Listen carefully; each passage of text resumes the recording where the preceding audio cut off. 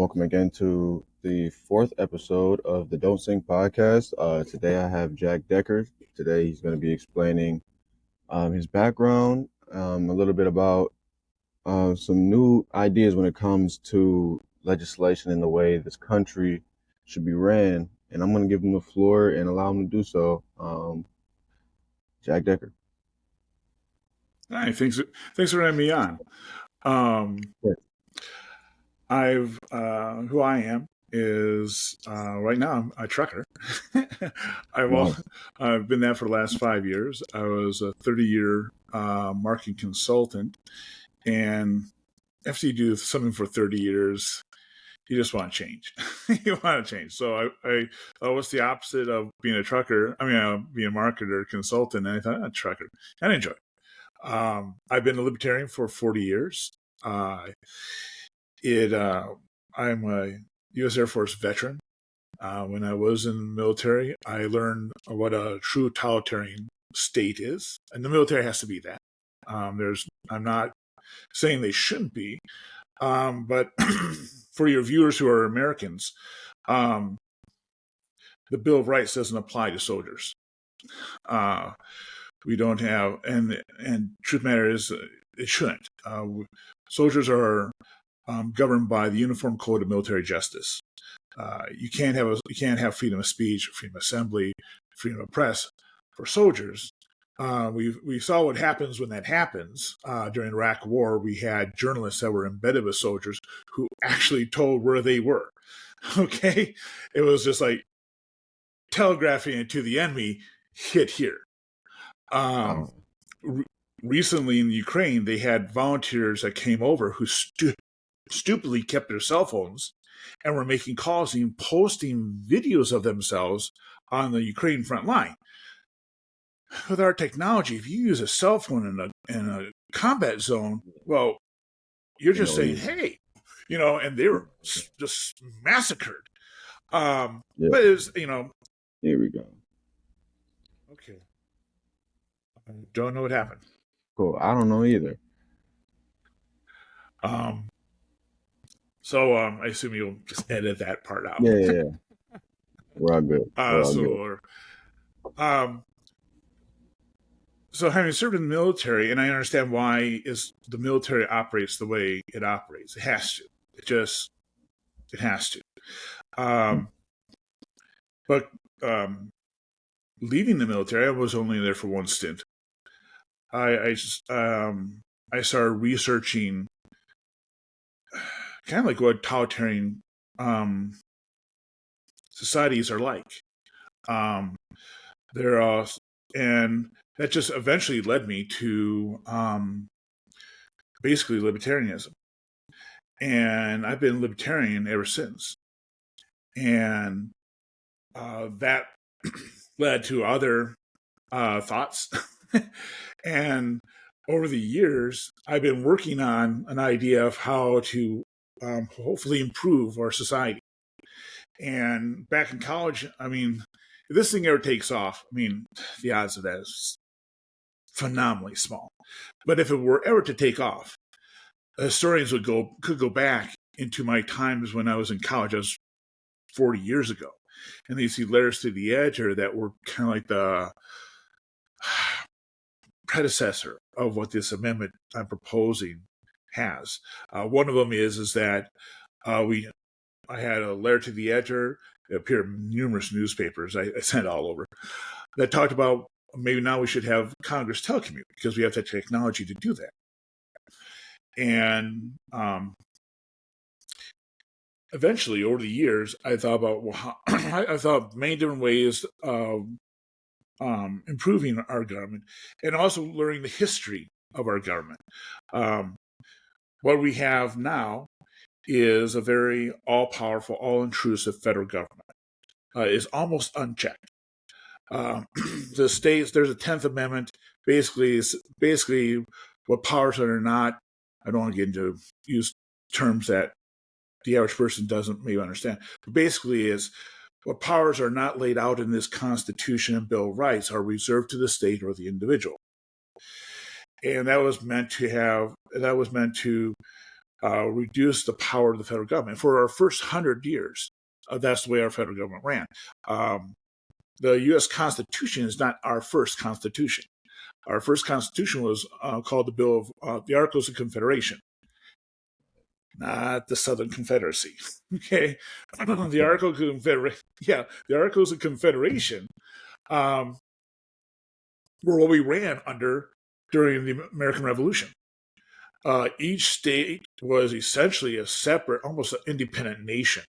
The federal government had no powers to tax.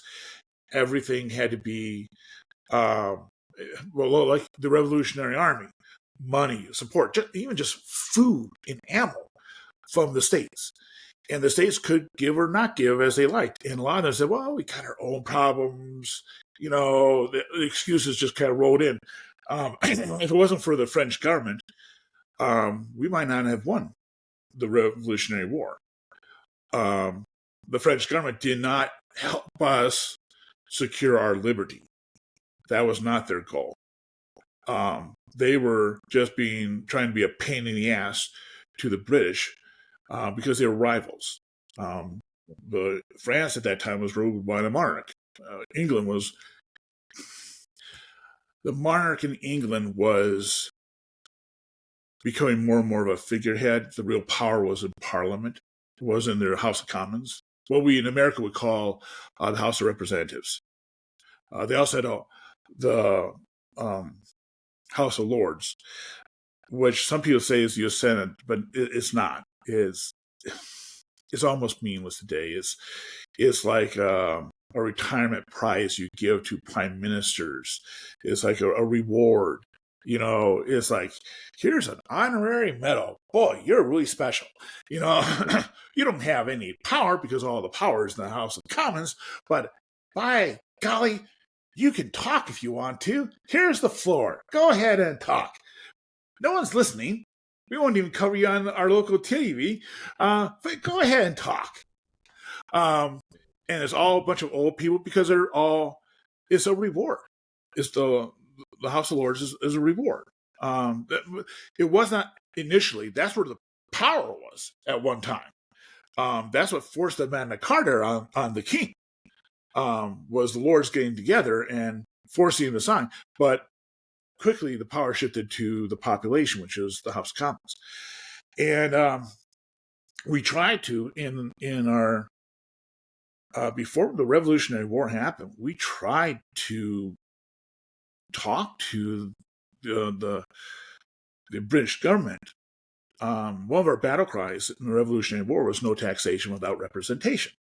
If you're going to tax us, well, shouldn't we get a vote? We sent ambassadors there. And we sent Benjamin Franklin, one of the geniuses of that time, to there. And they publicly humiliated him. I mean, not accidentally, purposely, just dressed him down. And basically ensured that we were going to repel from them. So anyways, France just helped us gain our independence, but they weren't doing it to help us gain our independence. They were just trying to help. They were just trying to be a pain in the side of the British government. That was their sole goal. And we bankrupt their support of our revolution, bankrupt France and caused the downfall of their monarch. The leader of their country lost his head. But that was just because of that. Anyways, the Articles of Confederation, to change the Article of Confederation, well, first, the Article of Confederation, every state had one vote. And to change the Article of Confederation required a unanimous vote of all states to change anything. So 13 out of 13. So in other words, it was never going to be changed. Okay. To pass a bill, there's what's called a simple majority, which is at least 50, a little bit, a fraction more than 50% is a simple majority. Like 50.0001% would be considered a simple majority. There's what's called a supermajority, which is what the Senate used to run under until they just destroyed their rules of parliament. But that's a 60% majority. And that's really hard to get. There's a really high bar for any democracy to get past. Mhm. And that was done on purpose because it's been, if there was going to be a major change, it really should have just not a simple majority. Simple majorities, you invite civil war. Because it could easily be half the country doesn't want it, the other half does, and that's where civil wars kind of sprout out of. And in fact, the Section 6 of my amendment addresses that issue. So our government was, on an Article of Confederation, an extremely weak federal government. If you understood, they just got out of under the thumb of the Britain, and they like calling it dictatorship, but the king was not as powerful as like the king of France. So they really didn't want a strong central power, and that caused a problem. After the Revolutionary War, there was called the Shaw Rebellion, SHAY, and it was local taxation of a state. And it caused many problems, and that's why we had another constitutional convention, which brought us the U.S. Constitution. It brought us checks and balances. Didn't give all power to one chamber. It broke it up into three. There was the legislative, which is Congress, the executive, which is the president, and the judicial, which is the U.S. Supreme Court. And in the legislative, there was a big argument of how it was supposed to be structured. The southern states, which were less populated, but at that time was because they were in a better climate. Okay, where the population was because the Industrial Revolution was just hitting our country, and so a lot of people were coming into to work in factories, etc. They wanted to be based on population. Of course they did, just like the South wanted to be based on the state. And that could have broken up the Union. Then again, this genius called Benjamin Franklin came in, and he just said, let's have both. And that's Right. why the legislative was broke up again into the U.S. Senate and U.S. House. And then they separate out certain powers to each to not make them just totally identical. For example, the House of Representatives is the ones that are the first ones to propose the budget for the federal government. Yes, the Senate has their own proposal. Yes, the president submits his own budget. But here's the thing that people might not understand. When the president submits his budget for the federal government, it's nothing. Congress can go, we don't give a shit. In fact, it is so meaningless that you have to have a member of the House of Representatives who is from the same party. He will submit the president's bill basically under that person's name, and then the Speaker of the Assembly says, "Will anyone second this proposal?" Basically, and then there has to be someone else, a second House of Representatives. I second this, and now the president's budget can be discussed by the House of Representatives, but in reality, technical legislative reality, it's not the president's budget. It was that House of Representative who submitted to the House of Representatives. That's actually his budget. Not that anyone ever views it that way. If it fails, no one's going, "Oh, you failed." No, this president failed. He didn't sell it. But then, like with the House of the U.S. Senate, well, we have a U.S. Supreme Court. Well, how do you put someone on the U.S. Supreme Court? They don't just magically appear. So the president is allowed to nominate on nominees for that. But here's another thing. His nomination is totally meaningless because what's requires is a U.S. senator to go on the floor of the U.S. Senate saying, I now nominate this person. Then the president of the Senate goes, does anyone second this nomination? And our Senate has to raise up. Yep, I got to do it. Again, if the nomination fails, no one goes, oh, that senator failed. No, it's the president's failure. But legislatively, these are parliamentary rules. This is how it's meant. There are separations of powers. Just like ambassadors, they have to be approved by the U.S. Senate. U.S. House of Representatives don't. treaties have to be approved, I think, by just the Senate, and not the House of Representatives. But the House of Representatives has the power of the purse, which is the most powerful power there is. So giving these little things to the Senate is like, it's like a consolation prize. You get to approve the Supreme Court and ambassadors. And where the Senate's going, yeah, but you have the power of the purse. Someone has to. Yeah. And so then that that budget goes to the Senate. Senate will have its own budget. And then a lot of people don't understand is that then there's a committee, a Senate, senators, and House of Representatives that get together, and basically they work out differences between those budgets. Okay. Anyways, for the first 100 years of our country, there was and still is, there is a fight between those that want centralized power and those who want powers to be based in the states. Alexander Hamilton is probably someone that mainly because of the musical these days. But Alexander Hamilton basically represents the pro-centralized power. Thomas Jefferson represented pro-state powers. There was an issue of, what was it? Minor thing. Oh yeah, slavery. They kicked the can down the road. It was over slavery alone. During the Revolution, for the Constitutional Convention that approved the Declaration of Independence, it would have split country apart. The North was against it because they already transitioned to the industrial. The North was already well on its way to becoming part of the industrial age. The South was not. The Industrial Revolution did come to agriculture. The cotton gin was a huge labor savings. And there are other ones. I mean, maybe your viewers might not know, but when our country started, we were an agricultural country. There was very little industry,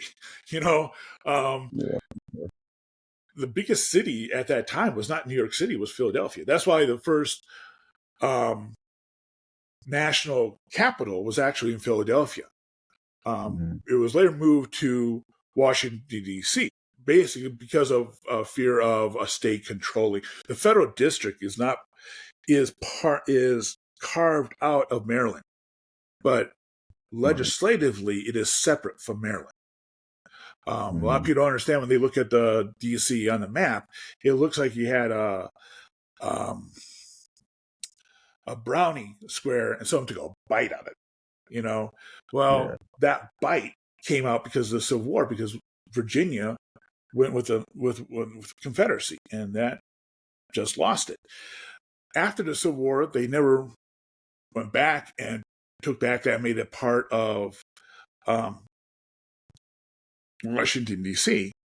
For many different. There's the white in that section that was not bitten. Well, there was already the White House, the Capitol Hill, the Supreme Court. There was really nothing in that other section, not because they were discriminating against them, but because it's just the bulk of the square was in Maryland. And so it's like, well, what do we need this other section back for? And they just get basically out lazy and just, no, we'll just go with it as is. And a lot of people don't understand that. Oh, one of the interesting facts is about the District of Columbia. Why it's called Washington, D.C. is because George Washington went down and surveyed the district. George Washington was a surveyor in his early years. And Thomas Jefferson was. This is the white-collar job of that time, was being a surveyor. And it is in a new territory. The lands are being, you have to, and we still have this today. Surveyors,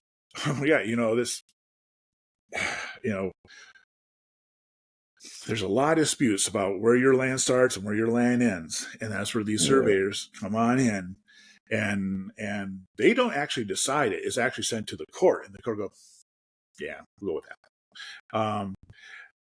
But that's why, and it was called Washington, D.C. because Washington was our first president. George Washington never wanted to be president. He wanted to be the general of the army for the Revolutionary War. When the Declaration of Independence was being debated, etc. He showed up every day in a military uniform, and there was no military. He just showed up what he thought should look like a general's outfit. He wanted that, just absolutely wanted to be the general. After the Revolutionary War, he wanted to go home. He was a farmer. He wanted to go back to Mount Vernon. I'm done. Thank you very much. See you later. Want to stop by? Feel free to do so.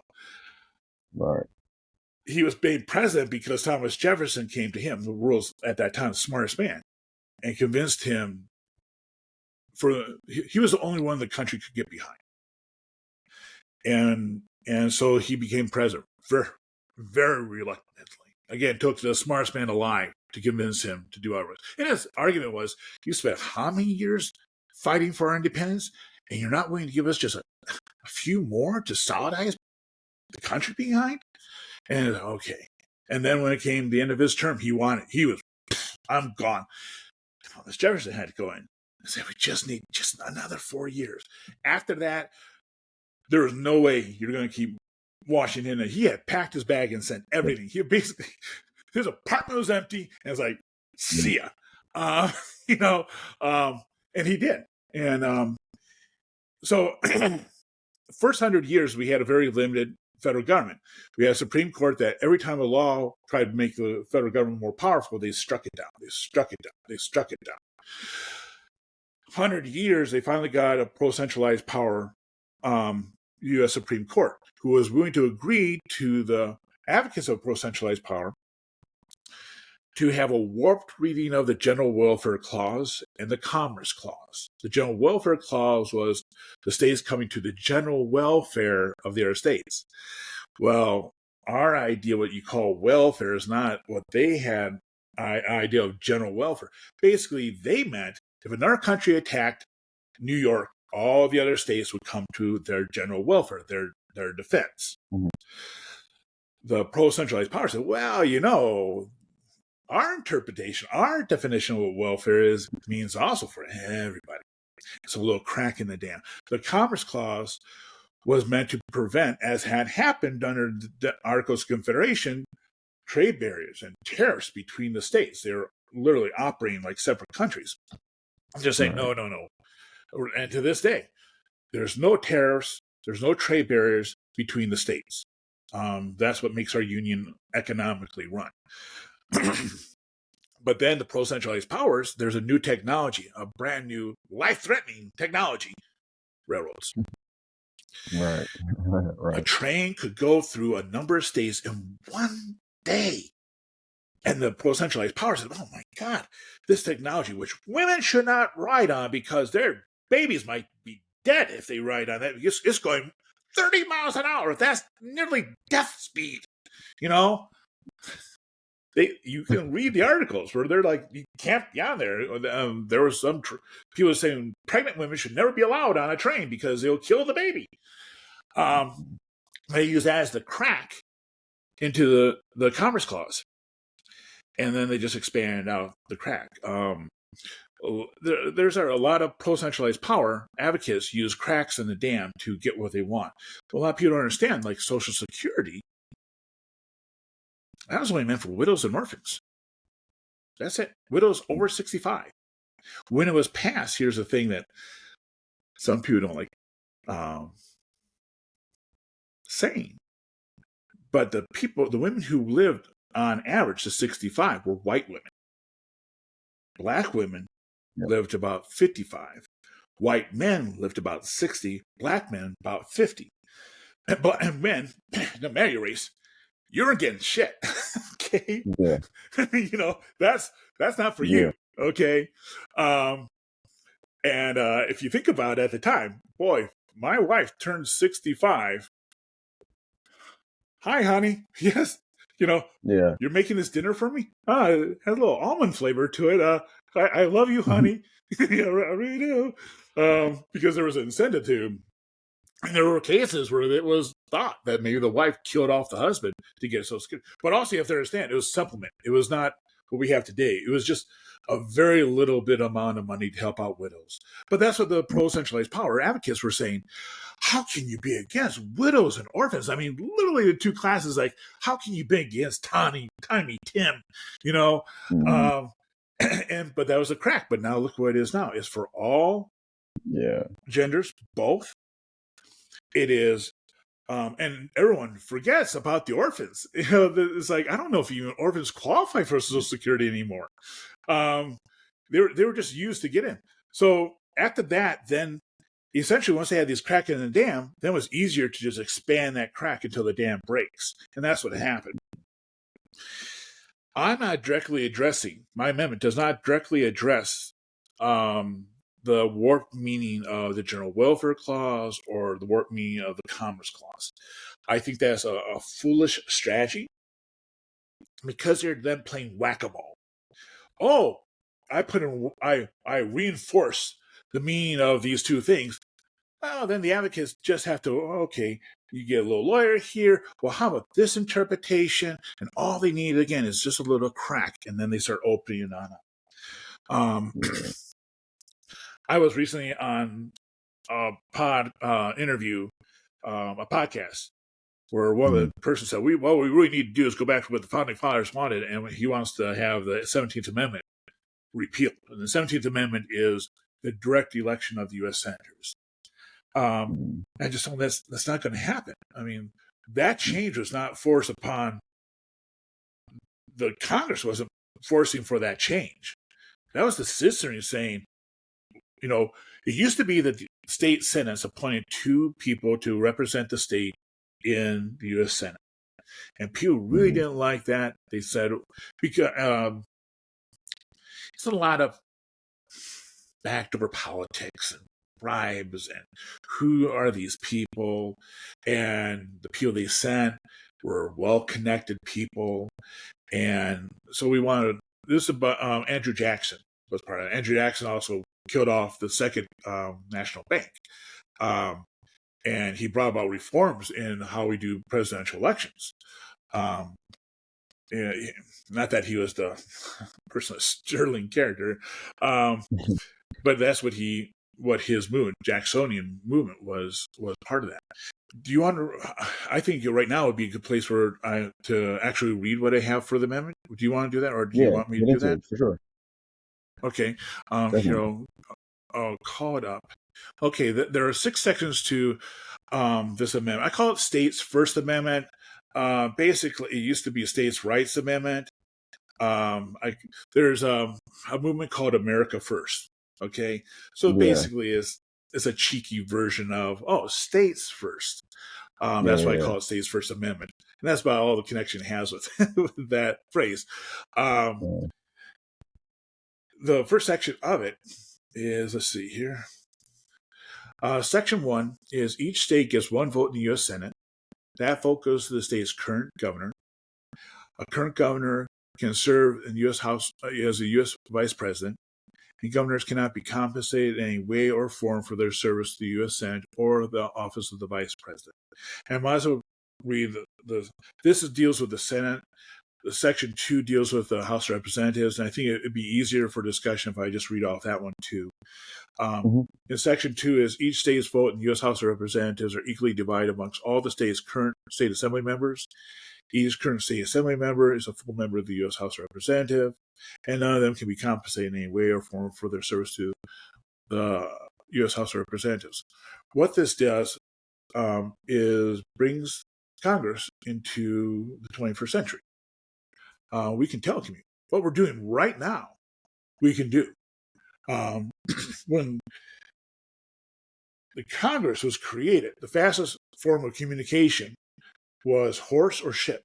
The telegraph didn't even exist back then. And so to try to run a country by way with that form of technology, it was literally impossible. It would take years to have a debate happen over this course of time. You can read how letters were written at that time. There's a famous exchange between Thomas Jefferson and John Adams after they were out of politics. They were bitter political enemies. I mean, anyone says, our politics is dirty. No, you read about after George Washington left, which he was the only president to be unanimously voted to be president, and he was literally dragged into the office. The first real presidential election was just absolutely dirtiest of dirty politics. And it has been ever since. And everyone's each time there's this is going to cause a civil war. Like you hear that nowadays, we're going to have a civil war. It's not. We've had worse elections.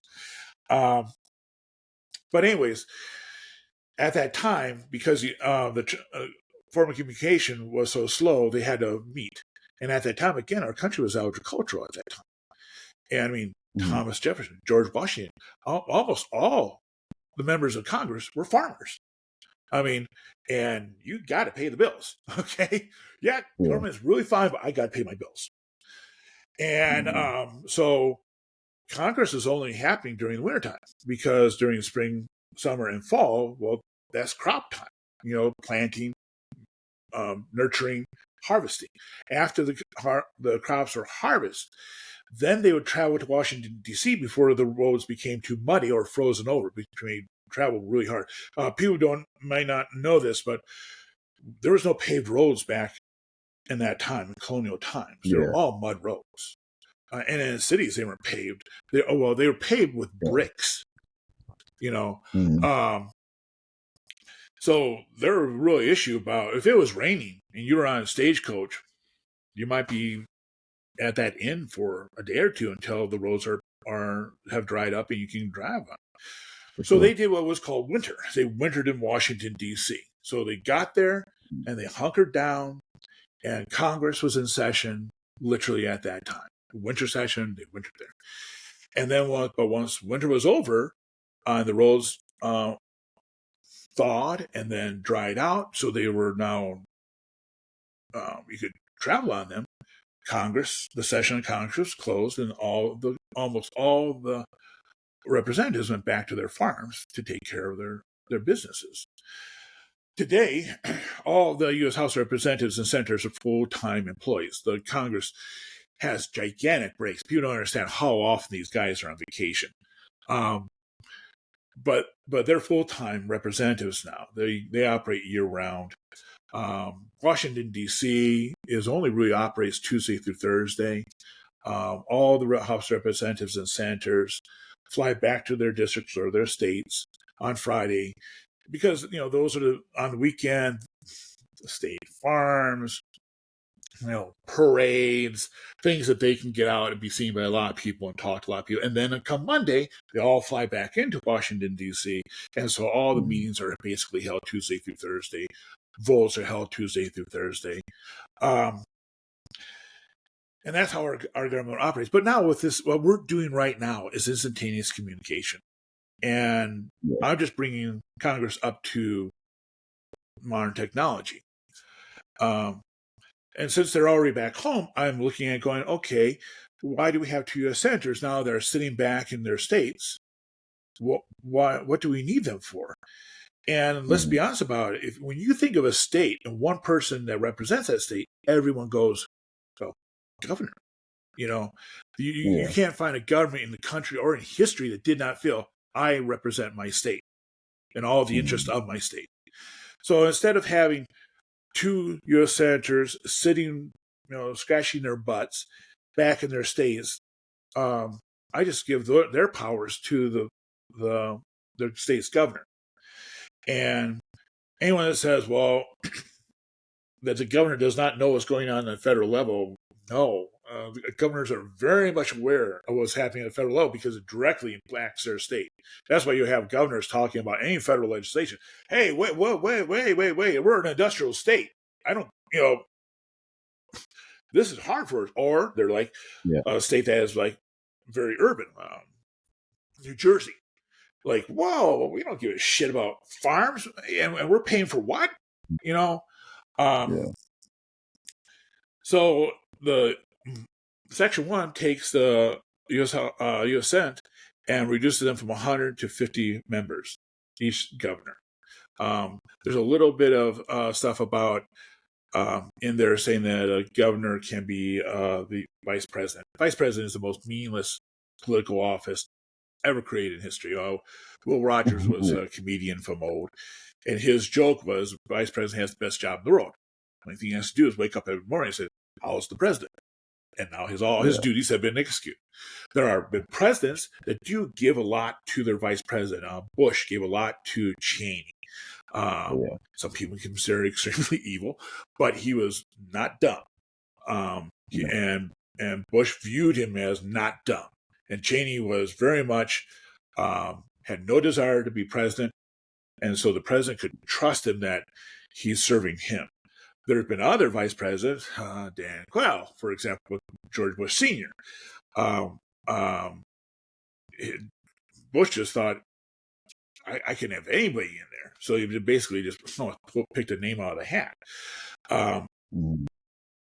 Theoretically, the vice president is supposed to be picked by the president to be his vice president running mate, because he thinks that he would be able to run this country in case he dies or if he can't serve his product. That's not reality. Reality is the vice president commonly is used to attract a section of the population that the president might not be able to attract, fills in gaps, like Trump. Pence was brought in by Trump because a lot of religious people says, how religious is actually Trump? So Pence was brought in because he has strong ties to the Christian community. Today, Biden, he picked Kamala Harris because she checked two boxes. She was female and she was black. And that's trying to get those section of the population to come to him. Cheney was picked simply because Bush, who was not dumb, if you don't understand, Bush had a master's degree in business administration, but he was from Texas, so his southern drawl is kind of some of the prejudices we have in this country. Just like a southerner, when a southerner talks, he might be Einstein smart, but because he talks really slow, northerners and Midwest, you must be dumb. No, it's just you talk that way. Just like California, hey dude, okay, the rest of the night, are you on marijuana? No, man, I don't even do marijuana. But that's how they talk. But Bush came in wanting to have a vice president that was really smart. And to his credit, he picked Cheney, although a lot of people say Cheney was true evil. He was the Darth Vader of his administration. I always felt when Cheney came into a room, there should be the Star Wars Imperial March when he comes in. Dun, dun, dun, dun, dun, dun. That should have been. But, it goes through history. So the vice president is basically, if I was in charge of our country, I would just get rid of the vice presidency. There's no need for it. But because we have it, I think that a current sitting governor would be a good person to have as vice president. They don't have to give up their governorship. They're running it. And it's not going to be, oh my God, the president dies. How can we have instantaneous communication? If you were the governor of Alaska, okay, the president dies in Florida, you instantly know what's happening. It'd be national news. It'd be boom, okay? And then also people say, you're not president. And then someone somewhere will grab a Bible or whatever and go, there, I take a look what happened when John F. Kennedy was killed. I mean, Lyndon Johnson was sworn in the airplane next to Mrs. Kennedy, who still had a blood-spattered outfit of her husband that was just killed. So it's instantaneous. And now that would not be allowed. You have to understand that when the president has an annual State of the Union address, there's a chain of succession. So if the president's knocked off, is then the vice president becomes president. If not the vice president, then becomes the Speaker of the House. If that is not possible, it is the president of the Senate. And it goes right on down.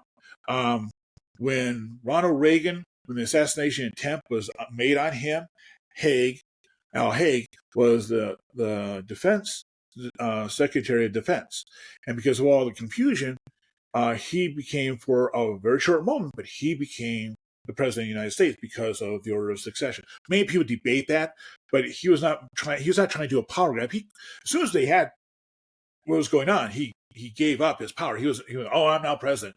But that's the succession.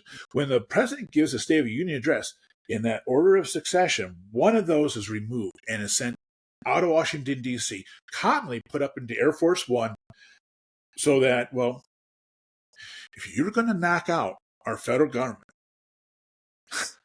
the State of the Union address in one chamber has both chambers, Senate and House of Representatives, has the entire Supreme Court and the president and the speaker and the speaker of the House and the president of the Senate. That's who's sitting behind him. Yeah. What a juicy target to hit. Yeah. Now, my amendment reverses them, puts them all back in their states. Smart. Yeah, it just because like right now, people call DC the swamp. Okay, it's a derogatory phrase. Basically, it's deep state. And there's a lot of problems with DC being what it is. One, just militarily, one nuke in DC is gone. I mean, one nuke is the instantaneous death zone would be DC.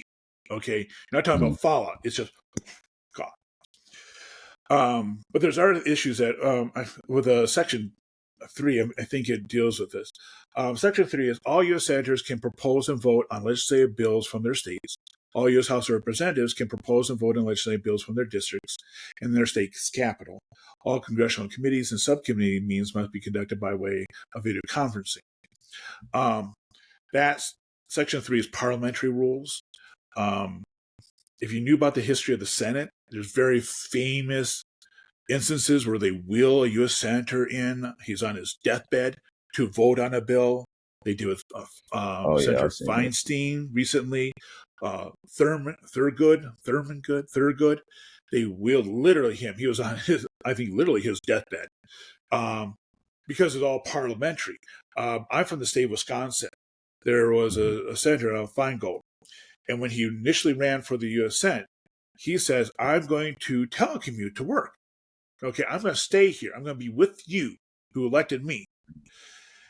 He got elected, and the U.S. Senate says, no, you're coming here. And they say, and it's like, oh, no, you can be there, but you can't propose any legislation. You can't vote on any legislation. So the purpose of you being a senator is what? And Feingold's like, okay. And he went to Washington, D.C. In Washington, D.C., it's a lobbyist wonderland. Their hallways are U.S. Senator, U.S. Senator, U.S. Senator, one at their door, and they just walk from one to the next to the next. You go there, some of those expensive restaurants in the world in Washington, D.C., but if you see a U.S. Senator or a U.S. House Representative eating there, the guy next to him is the one that's paying for the bill. Okay? There's another problem with Washington, D.C. is like this ego problem. You know who AOC is? Yeah. Okay. When she's in Washington, D.C., everyone kisses her ass. Okay, just like all the U.S. senators, all the House representatives, and the president, they kiss. All the lobbyists are almost literally kissing their ass, or when they do other stuff for them. They're praised. All the federal bureaucrats realize this is the boss. This is what's going to determine our department's budget. Okay, so they're all kissing their ass. But you watch these same U.S. senators and U.S. House representatives go back to where they got elected. They're treated as public servants. You watch those town hall meetings of AOC. They let her know, we don't give a shit who you are. You're going to listen to me. And when I have my complaints, that you go and look at the high and mighty senators, and the people in the audience go, no, you're screwing up, dude. Because they view them as public servants, not public masters. In Washington, D.C., they're viewed as public masters. And just like in Hollywood, they're in D.C. long enough, they start believing their own press releases. You see this with Hollywood stars. Probably you weren't born then, but there's a show called Miami Vice. Okay, did you ever hear that? I know about it. Mm-hmm. Okay, there was a white and a black actor that were the duo. You know, they're the cool-looking detectives that never exist in real world. You know, they drive a car that is worth God knows how much, but it was all cool. There's the soundtrack. Yeah. I forget who the black actor was, but he won an Emmy. And he then stupidly opened his mouth. Well, I'm now going to win a Tony. I'm going to win a Grammy. I'm going to win an Oscar. And it just tanked the show because it was like unhinged ego. And that's because in Hollywood, they kiss up the ass. They start reading their own press releases. Oh, I must be this good. Oh my God, I'm God's gift to mankind. Well, in Washington, D.C., it happens the same way. These politicians are, oh, you're so smart. The lobbyists, oh, you're so smart.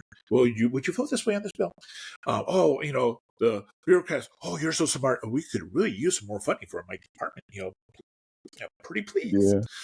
And they start believing their own press releases, and I think that's a problem. And so my bill here shifts all that back to the states. They tell commute to work because now what we're doing, they're able to do that. We could have a document open between us, and I could make changes to it, and you would instantly see my changes to that document. In fact, they're color coded. So if we had like 6 people working on a document, each person would have a different color, and so you know who was put there. There would be a timestamp when they made the changes. So you could have legislation easily made using this technology. And today we have emails. If an email doesn't arrive instantly, people start to panic. It's, oh my God, where's this email? Is it my spam folder? Or did you check your spam folder? It's ridiculous. I mean, it used to be a week to get across country, and now we freak out that it's not there instantaneously. Well, that's because our technology has improved. So, with the U.S. House of Representatives, on that one, what I do is I eliminate the Senate and House of Representatives as they are now. In the Senate, I give the votes to the governors. So we go from 100 U.S. senators to 50 governors. But in the House of Representatives, I do the opposite. I'm not shrinking the House of Representatives. I'm exploding their growth. Right now, there's 435 U.S. House of Representatives. We have that number. I don't know if your viewers know this, but because we can't just fit more desks into that chamber. They literally looked at it for a while. We went up to a little bit more of that when Hawaii and Alaska was added to our country, but they eventually brought it back down to 430 because you look at a full session of the U.S. House, there's no elbow room. You look at the Senate, oh my God, they can literally lay down and take a nap. They have so much room. So they just, we can fit about 435 in here comfortably without giving up an aisle. And there was one time they said, well, maybe we should build another, chamber, another building. But then it's like, well, how much will that cost? And they're like, at that time, no, we're fine. We'll just limit this down. So let's say your state has 10 votes, and it's based on population. It changes. There are states that gain as the population goes up.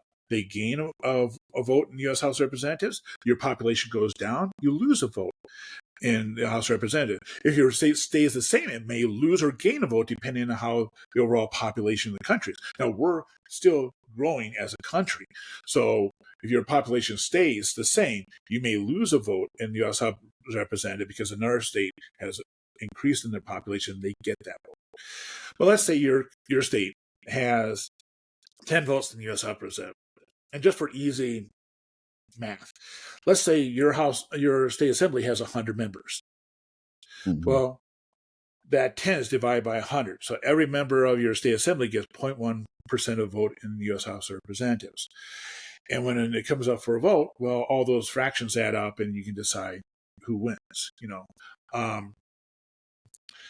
It is just, and so where I shrink the number of members in the Senate, I actually grow from 435 to 5,462 members of the U.S. House of Representatives. From a lobbying standpoint, I made just insanely harder to lobby them. And you got a lot of money? Oh, okay. Take that money and divide it by how many? I've had somebody, well, they'll still have endless money.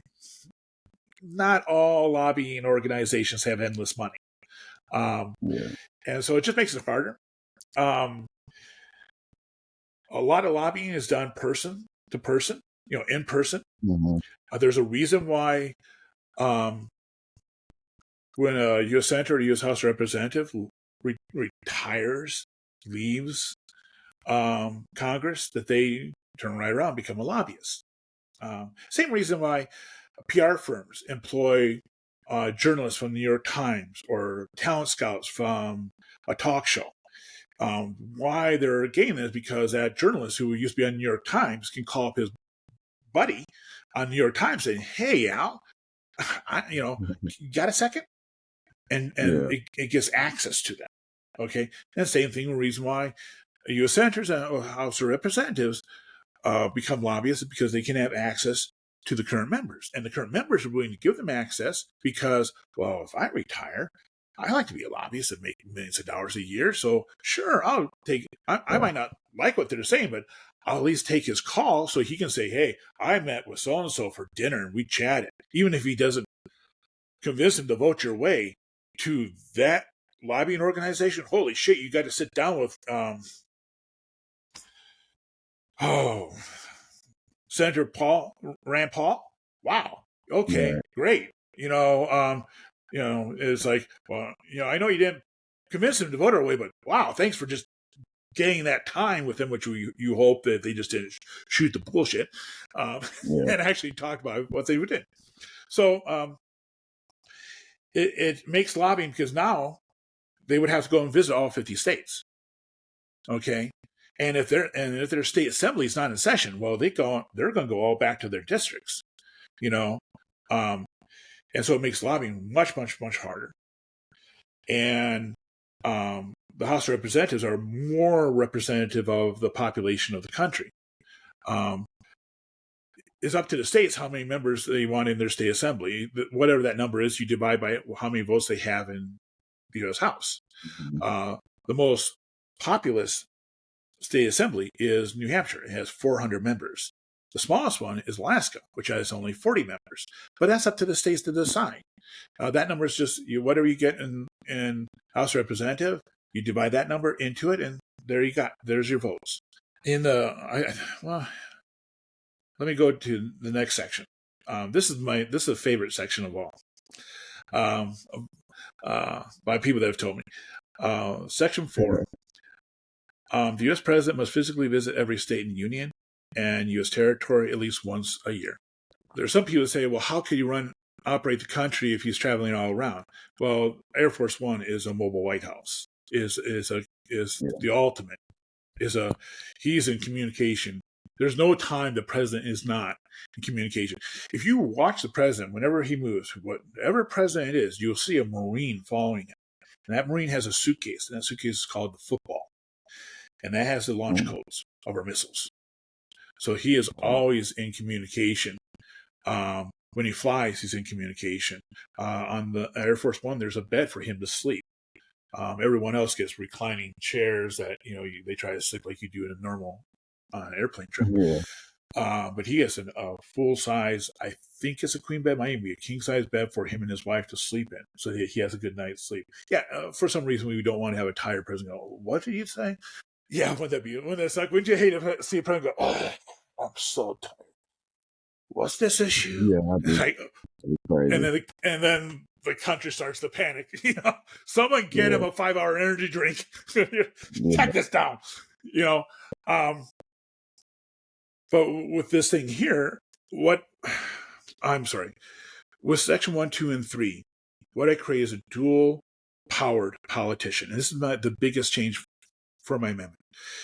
I make a politician. Right now, if you're a politician in the United States, you're either a federal politician, a state politician, a county politician, a local village, municipal politician, or even a school board politician. And you can only affect what's in that governmental body. And this is the problem why we have the problem that we have today with all-powerful, all-intrusive federal government, why they had that warped reading of the General Welfare Clause and the Commerce Clause. Because if you're a federal politician, you can it's like the old saying, to a hammer, all problems look like nails. Okay. Yeah. To a federal politician, all problems look like federal problems. And so politicians are elected to have impact. They want to have impact. That's the whole point of them becoming politicians. They're not happy with the government as is. They want to change it in whichever way they want to change it. But they want to bring Mm. about change. And when they go back to their constituents, rarely is a selling point like, I did nothing. I did nothing in Congress. Elect me again. Yeah. No, I did this. I proposed this legislation. I was, voted against this law or for this law. But then the problem is that you only can do things with federal legislation. And that's why they intruded. And states, they can only do that at state level, county, state, etc. I make one that's both a federal politician and a state politician. And I believe because politicians want to have impact, the most impact they can have. Let's make you a state assembly member. What state are you from? Ohio. Ohio. You're a state assembly member in Ohio, representing a tiny little district. I mean, just pathetically small. All of them are. Okay. Where do you have most impact? If my amendment were to add it to the Constitution, if you wanted to affect something at the federal level, you would be one out of 5,462 House representatives. Your state says even like 100. You're one out of 100. Where do you have the most impact? Oh, your home state, you have most impact. And because our country is not uniform, it's not the same everywhere. We literally have swamps in Florida. We have snow-capped mountains, on the West Coast. The West Coast earthquakes are a danger. Okay, it's a real issue. Yeah. Midwest doesn't care. They don't care about earthquakes. Yeah. They've never encountered one. Okay, you watch a Midwestern go to a West Coast and have just a mildest earthquake. They think the Earth is coming to the end, and the Californians going, dude, that didn't even register as a one on the Richter scale. What? Get out from underneath the table. Jeez, you're embarrassing. You go down to Florida, they worry about hurricanes. Trust me, in the Midwest, hurricanes are not exactly a huge problem in the Midwest. Okay, No. when was the last time a hurricane hit Ohio? But what do we have? Yeah, what do we have in the Midwest? We have tornadoes. We have blizzards, which they don't have in Florida. Oh my God, they had snow in Florida. They shut down the highways. It's the dusting of snow, and they freak out, and we're like, dude, it has to be feet before we can close the schools. Okay, come on. Yeah. So we have a very varied country, and there are some states that are industrial. There are some that are very urban. There are some that are insanely agricultural. So I think that this would, for impact, what would happen is I think the federal government would be affected by this, and I think eventually the federal government would be reduced by how many federal departments they have. In every state has a Department of Education. They call it a different thing, but like a Department of Interior, basically national parks, preserves, reserves. Well, every state has essentially a Department of Interior because they have state parks, they have state preserves, they have state reserves. And even counties, they have county parks, they have county reserves and preserves. With my amendment, I think then we have finally these politicians that go, well, where would it be better served? And I think the federal government would be reduced down to just what the federal government can do. And in my estimation, I could be wrong. But I think that would be just down to the Department of Defense, Department of State, and Department of Treasury. I think all the other ones are duplicated at the state level. I don't think some said, well, this would cause a split. This be the, like the Revolutionary War, Civil War where we break apart. Well, there's not really an issue now like slavery. There isn't. I mean, that was a global issue. Okay. I mean, during our Revolutionary War, Britain absolutely wanted to help the South. Absolutely wanted to help the South. The problem was they'd already abolished slavery in the United Kingdom. And so they couldn't turn around and now help slave states maintain slavery. It was they were checkmated there, but they really did want to support the South, but they couldn't. And Napoleon, I think the Napoleon III, He wanted to help the South because he was upset for whatever reason with United States, but they were no longer this world power that they once were, or under Napoleon. This is Napoleon III. It was they wouldn't go to war with the United States unless England went. United Kingdom went to war with the United States, and the UK couldn't because they had already abolished slavery. And the United States had said, if you help the South, we will go to war with you. And so there's that threat as well. Anyways, so I don't think there's an issue that will actually divide the country. I don't think right now what's happening in the country is going to divide it. Right now, there's a movement by libertarians to go to New Hampshire and secede from the Union. I don't think they're going to do it. I think the majority of people in that state go, what are you talking about, leaving the United States? Why? What's the reason for it? And there's like, oh, Texas is going to, Tex exit. They're going to exit. No, Texas is begged to join the United States. California, it's just because a person, when they were we're going to succeed from the United States because Trump was in office. Texas, we're going to succeed from the United States because Biden's in office.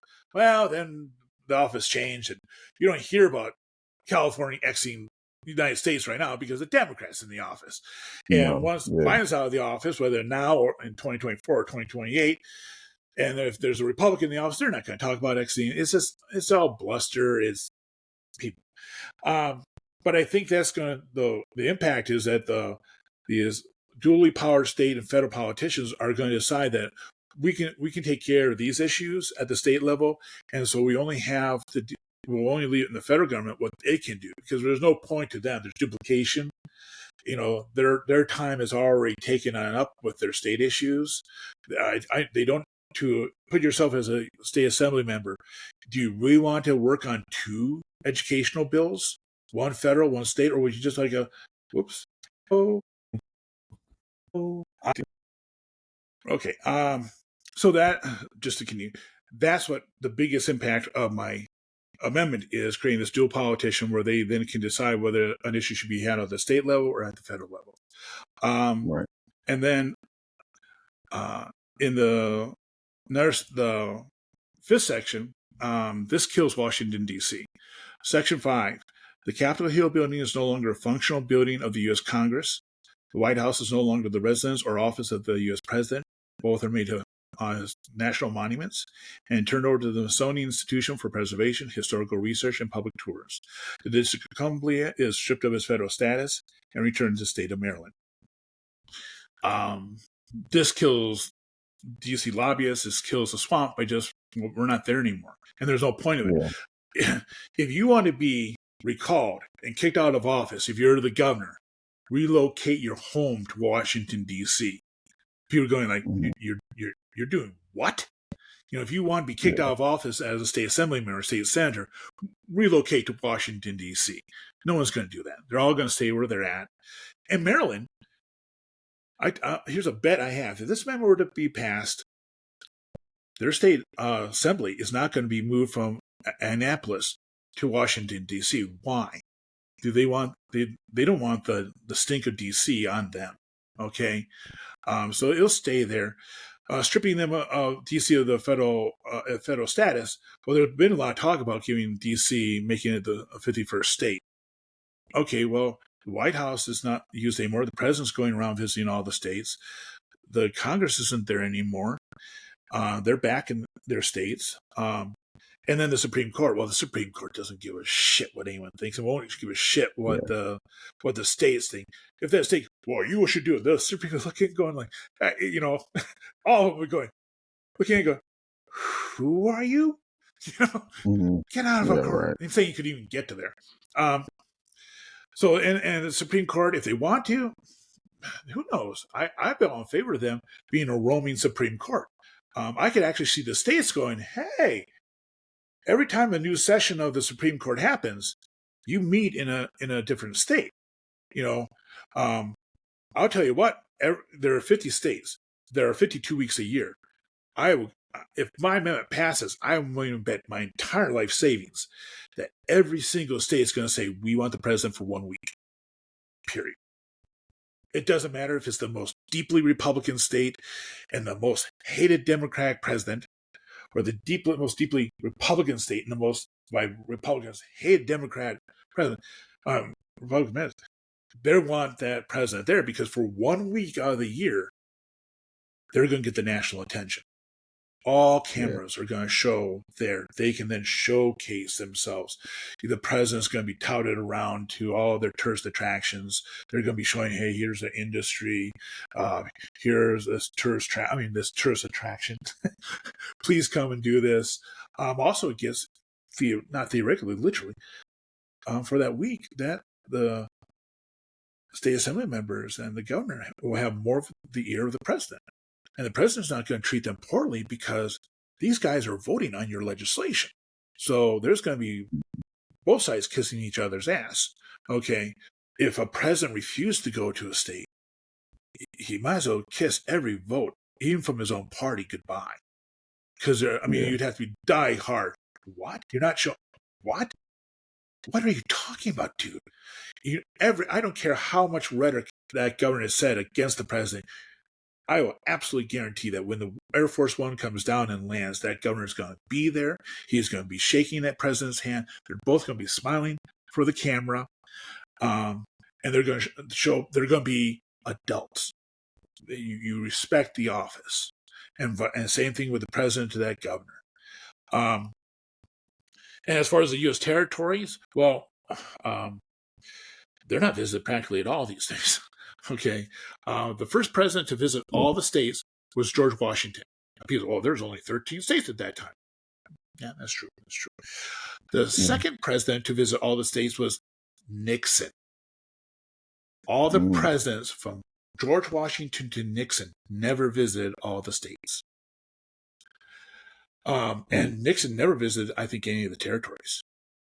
George Washington visited all the states because he felt that the people who elected him, who he is leading, should see who is leading them. George Washington, this country owes an insane debt to him. And one of the things he did was when he was president, he quickly learned that everything he does is saying a president, the C, for all the future presidents with an S. So anything he did, he was setting precedent. So he was consciously thinking, and he made errors. He one time went to Congress and started arguing with them over legislation, and that went poorly for him. So he just went there to the State of the Union address. Today, because what Washington, no president goes to Congress and argues with them on the floor. That's just not done. Your own members of your party will make your argument on that floor, because the Congress made George Washington know you have no powers here. You are here at our invitation, and be nice or we'll kick you out. And so, anyways, I think by shutting down the Capitol Hill and the White House and making them basically tourist attractions, the pro-centralized power people who want to resurrect DC will have a harder time doing that. They would have to overturn this amendment. No governor is going to relocate themselves to Washington, D.C. No state assembly member is going to relocate them to Washington, D.C. There's no way Washington, D.C. will be resurrected. I'm just killing it. The president should be going around seeing the country. He can do everything he needs to do on Air Force One. It would just be improved. And people don't understand that there's not one Air Force One. When the president flies, there's at least another Air Force One plane there, and you do not know which one the president is in. Because, we now doubled, if not tripled, the targets you have to hit. He is there is like an Air Force that follows him. No one's allowed near Air Force One.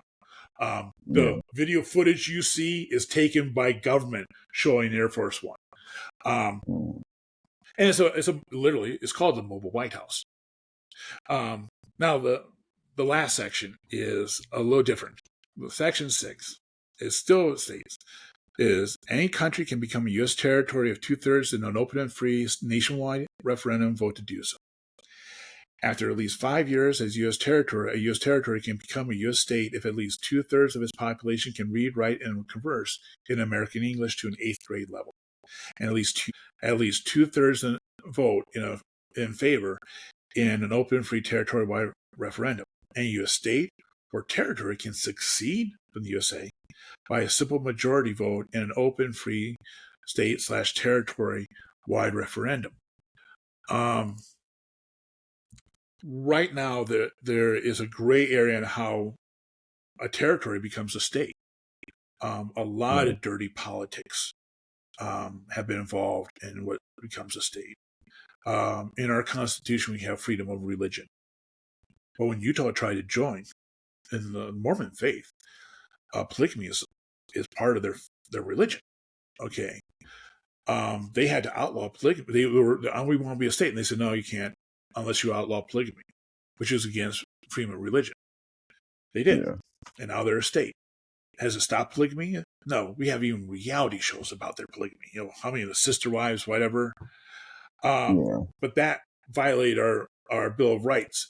If you look at Missouri, there's a little heel on the bottom of Missouri. Basically dirty politics. Is why that exists. You can read up about the history about how that person, there was one person that got that heel added to Missouri.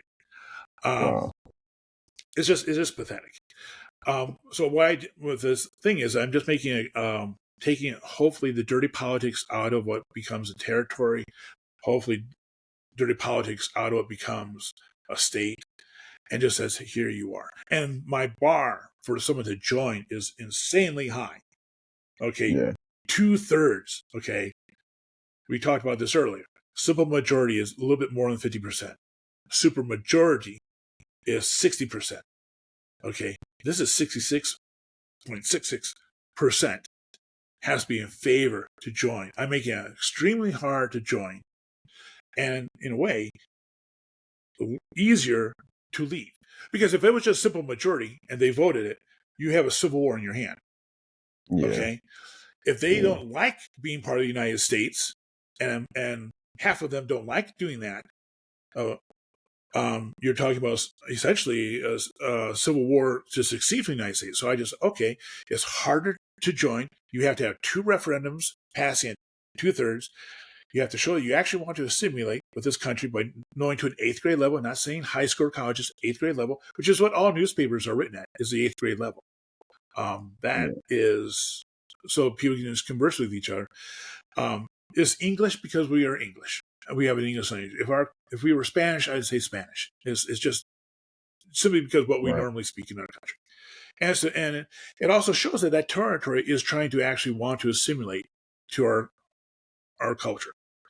I give 5 years as a territory so that they can, before they're allowed to become a state, so they can, you have 5 years. Here's how it is to operate under our rules.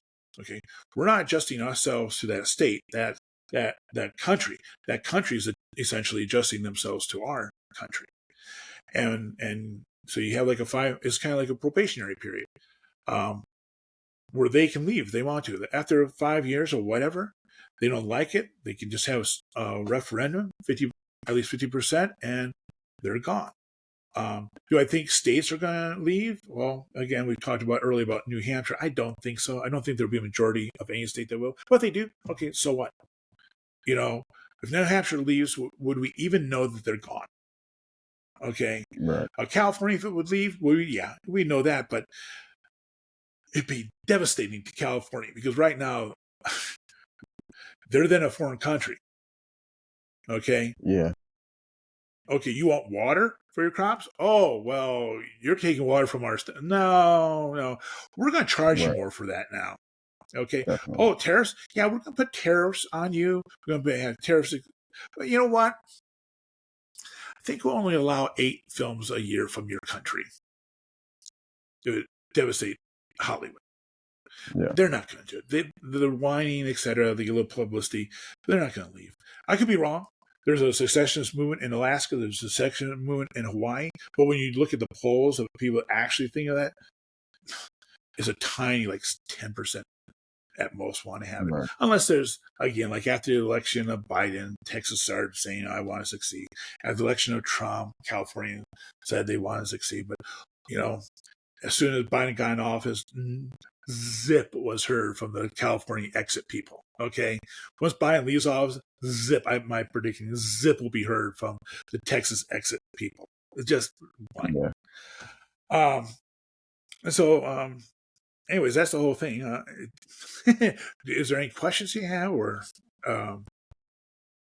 You answered most of my questions, to be honest. Yeah, at one point or another, you answered pretty much all my questions. Okay. So, yeah. Sorry for. No, you're fine. I I'm, appreciate it. You explained it very eloquently, so I appreciate it. I appreciate you having me on. If people would like to help with this thing, right now there's not really much they can do. Right now, if you want to help, you can follow me on Twitter. It's at Jack T. Decker. That's my Twitter handle. And follow me. If you like it or you're just interested in the progress of what happens, that's about it at this time. I'm letting this organically grow. I'm cutting my teeth on podcasters like you. I'm learning. I have a very popular YouTuber who has a lot of followers. And when I first started this on Twitter, he contacted me, like, I think before he even had 100 followers. He contacted me. He said, I'd like to have you on my show. And I was like, holy shit, wow. Yeah. Then he said that awful, awful word. But, I hate that when people say it. But I have to have 1 million followers on Twitter before I can be on his show. And I understand it. He wants me to bring people to his show, because he would be helping me out tremendously. But the nice thing about it is that I can't name him because he said if I publicly name him, I won't ever be on his show. But he's been really, really nice with me. Every time I've been able to post a link of an episode, he watches it and he sends me notes. And he's actually had on his show before me, he's actually had on his show one of the podcasters that interviewed me. So a podcaster got on his show before I got on his show. But that podcaster had a lot of followers, but he's been really nice. He's been giving me points on how to improve. And I'm doing the proverbial cutting my teeth in you guys. And I appreciate it. I've recently found out I was mislabeling who Federalists were, and that makes now a presentation. I'm not making that error, which I'm sure others, if I had gone big time, I made that error with it. Oh my God, he was calling a Federalist something that they're not really. So I appreciate being on here. I appreciate talking. I feel like you dominate this whole thing, and I really apologize for that. No, you're good.